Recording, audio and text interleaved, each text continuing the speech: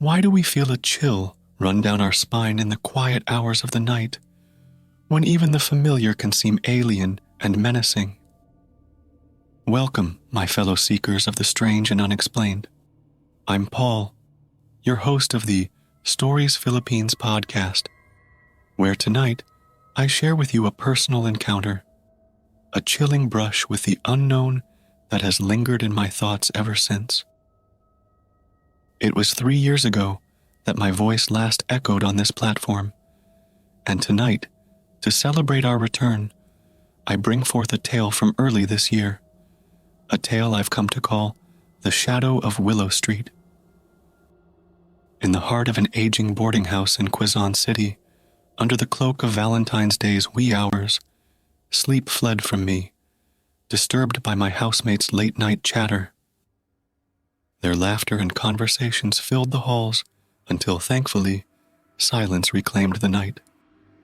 But sleep continued to elude me.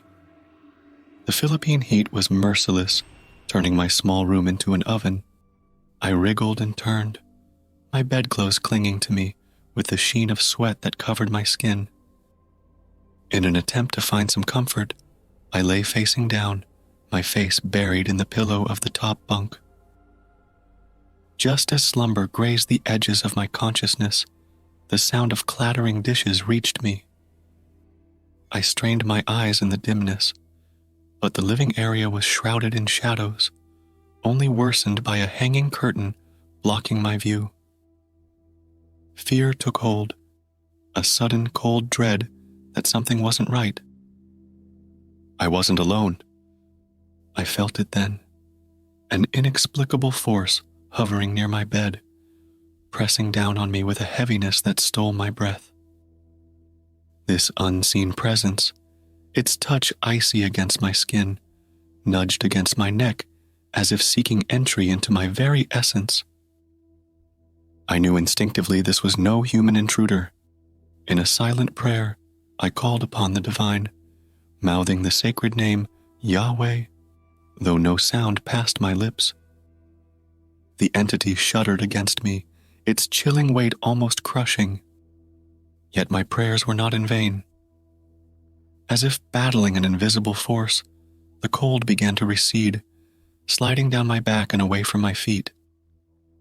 I clung to my courage, rolled to my side, and lay there, heart pounding. I sensed its presence lingering in the shadows, waiting, watching.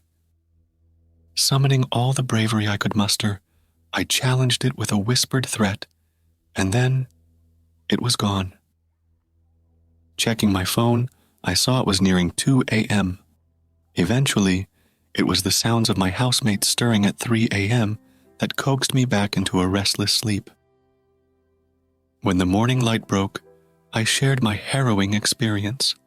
My housemates were clueless, my parents shocked, and my twin sister, who had once lived here, admitted that a strange presence was why she'd moved out.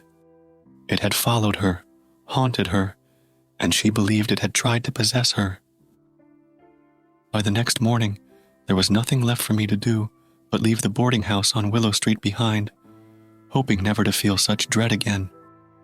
Listeners, keep this story in the recesses of your heart as a testament to the unseen forces that prowl in the darkness. As you settle in for the night, remember that the realm of the supernatural is but a shadow away. Good night, and may your sleep be undisturbed by the unseen occupants that may share your space. Until we meet again, let the light be your ally in the twilight hours, where the ordinary can turn extraordinary,